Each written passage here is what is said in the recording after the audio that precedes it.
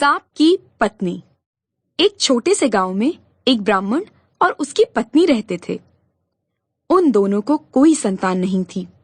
इस कारण वे बहुत दुखी रहते थे।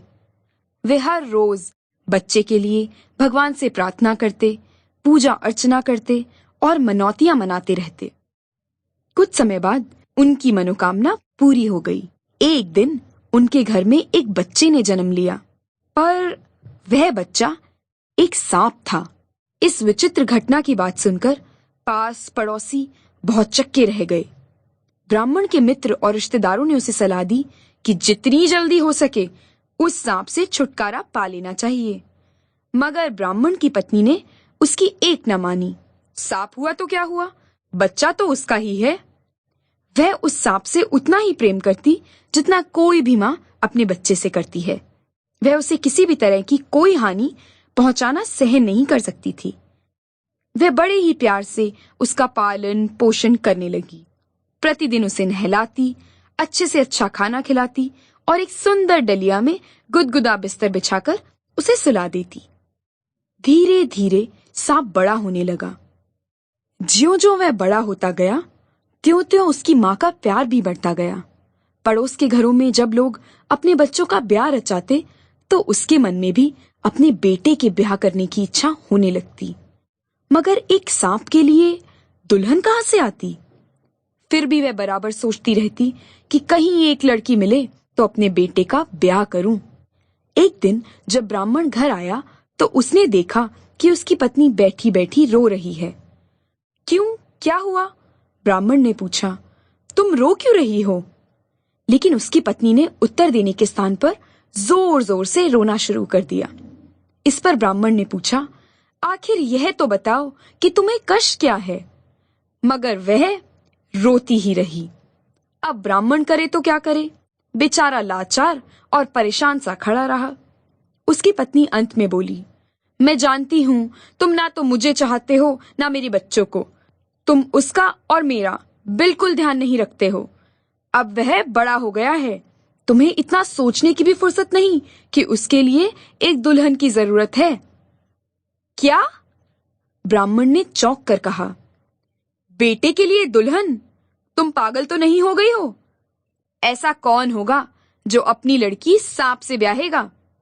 अब तो उसकी पत्नी और अधिक रोने लगी और इतना रोई कि ब्राह्मण ने तंग आकर अपने बेटे के लिए बहू खोजने का निश्चय कर लिया।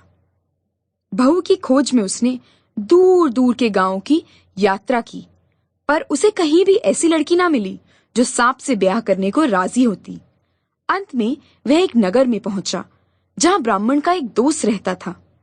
दोनों में अच्छी गहरी दोस्ती थी। ब्राह्मण ने बहुत दिनों से अपने दोस्त को नहीं देखा था, इसलिए उसने सोचा अपने दोस्त से मिल लेना चाहिए। ब्राह्मण को देखकर उसका मित्र बहुत प्रसन्न हुआ। दोनों गले मिले, फिर बहुत देर तक बातें करते रहे। अंत में ब्राह्मण के वहां से विदा होने का समय आया तो उसके मित्र ने उससे वहां आने का कारण पूछा। मैं अपने बेटे के लिए बहू की खोज में हूं, ब्राह्मण ने कहा। उसके दोस्त ने कहा, तुमने मुझे पहले क्यों नहीं बताया? अब तुम्हें कहीं और जाने की जरूरत नहीं। तुम्हारे लड़के के साथ मैं अपनी बेटी का ब्याह करूंगा। वह सुंदर है और तुम्हारी बहू बनने योग्य भी है। सहसा यह बात सुनकर ब्राह्मण असमंजस में पड़ गया। उसने कहा, मित्र, अच्छा होता कि तुम पहले एक बार मेरे बेटे को देख लेते। अरे नहीं, उसके दोस्त ने कहा, इसकी कोई जरूरत नहीं। मैं तुम्हें और तुम्हारी पत्नी दोनों को जानता हूं। मेरे लिए इतना ही काफी है। अब समय बर्बाद करने की कोई आवश्यकता नहीं। मैं अपनी लड़की को तुम्हारे हाथों में सौंप रहा हूं। तुम उसे ले जाओ और अपने लड़के के साथ उसका ब्याह कर दो। जब वह लड़की को लेकर घर पहुंचा तो उसकी पत्नी खुशी से फूली ना समाई। उसने तुरंत ब्याह की तैयारियां शुरू कर दी। जब इस ब्याह की खबर गांव वालों तक पहुंची तो वे लड़की के पास गए और समझाने लगे कि उसे सांप के साथ विवाह नहीं करना चाहिए। इस पर लड़की ने कहा, मेरे पिताजी ने लड़के के पिता को वचन दिया है कि मैं उनके लड़के से ही विवाह करूंगी। मैं अपने पिता की इच्छा के विरुद्ध कोई काम नहीं करूंगी। अगर ब्राह्मण का लड़का सांप है तो मेरा विवाह सांप से ही होगा। दूसरे दिन सांप के साथ लड़की का ब्याह हो गया। लड़की सांप के साथ रहने लगी। वह अपने पति का बहुत ख्याल रखती थी, उसे बहुत चाहती थी और हर प्रकार से उसकी सेवा करती थी। सांप पहले जैसे ही डलिया में सोता रहा।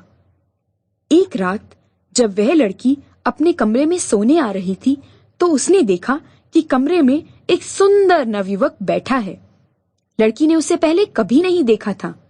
रात के समय एक अजनबी को अपने कमरे में बैठा देखकर वह घबरा गई और भागने की सोच ही रही थी कि युवक ने कहा, भागो नहीं, क्या तुम मुझे नहीं पहचानती? मैं तुम्हारा पति हूं। पर लड़की को उसकी बात का विश्वास नहीं हुआ। इस पर अपनी बात सिद्ध करने के लिए वह युवक एक बार फिर सांप के शरीर में घुस गया और दोबारा मनुष्य बनकर बाहर निकल आया।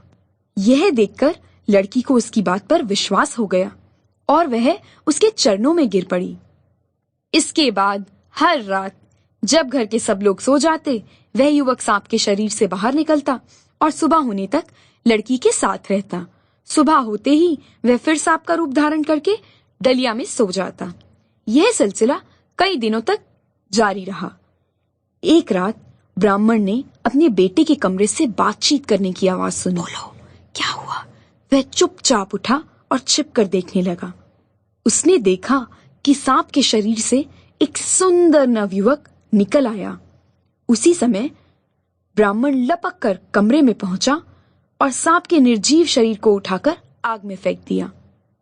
क्षण भर में वह जलकर राख हो गया। नवयुवक ने अपने पिता से कहा, आपका बहुत बहुत धन्यवाद पिताजी। एक शाप के कारण मुझे सांप का रूप धारण करना पड़ा था। मैं तब तक सांप ही बना रहता जब तक कि कोई आदमी मुझसे पूछे बगैर सांप के शरीर को नष्ट न कर देता। आपने इसको नष्ट कर मुझे शाप से मुक्त कर दिया है। तब से वह मनुष्य ही बना रहा। अब ब्राह्मण का सारा परिवार सुखपूर्वक दिन बिताने लगा।